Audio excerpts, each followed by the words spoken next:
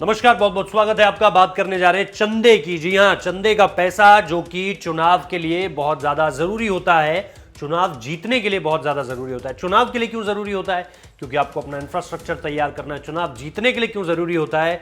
क्योंकि कितना भी मुंह बंद करवा लीजिए, ये तो सबको पता है कि चुनाव से ठीक एक रात पहले, 2 रात पहले किस तरह से बाकायदा चीजें निकलती हैं in form of different things. यानी कि कई बार बॉटल के रूप में निकलती है, कई बार गड्डी की गड्डी सौंपी जाती है।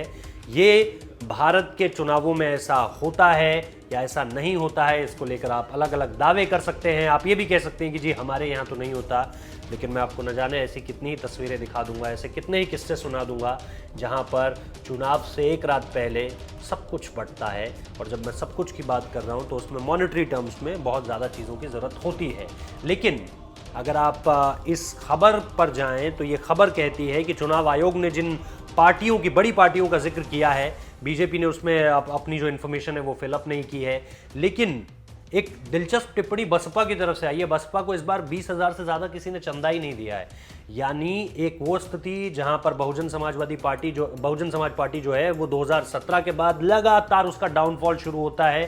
पहले तो मायावती उन नतीजों पर ही यकीन नहीं कर पाती हैं जो 2017 में उन्होंने देखे थे, और उसके बाद बीते 4 सालों में अगर आप देखें तो कहीं भी बसपा किसी भी फ्रंट पर, चाहे तो नरेंद्र मोदी सरकार का या फिर योगी आदित्यनाथ सरकार का, विरोध करती हुई नहीं नजर आई है।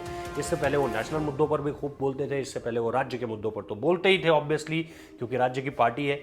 लेकिन इस दौरान कहीं पर भी वो दिखाई नहीं दिए हैं। ऐसे में चंदे का भी चला जाना ये बता रहा है कि क्या पतन की स्थिति पर तो नहीं आ गई है। मायावती भी आजकल दिखती नहीं है, किसी भी तरह की प्रेस कॉन्फ्रेंस हो, पहले हर बार कोई भी सरकार की तरफ से कुछ भी चीज़ें सामने निकल कर आती थी, वो कोई ना कोई, या तो ताज में कोई प्रेस कॉन्फ्रेंस करवा देती थी या लखनऊ की अलग अलग जगहों पर प्रेस कॉन्फ्रेंस उनकी होती रहती थी। अब इन सारी चीज़ों से वो नदारत दिखती है। ऐसा क्यों हुआ है, इसके लिए तो आपको राजनीतिक टिप्पणीकार ही बताएंगे। लेकिन ये निश्चित तौर पर अब समझ में आ रहा है कि ये सारी की सारी चीज़ें जो हैं वो एक तरफ इशारा कर रही हैं, और वो है बसपा का पतन।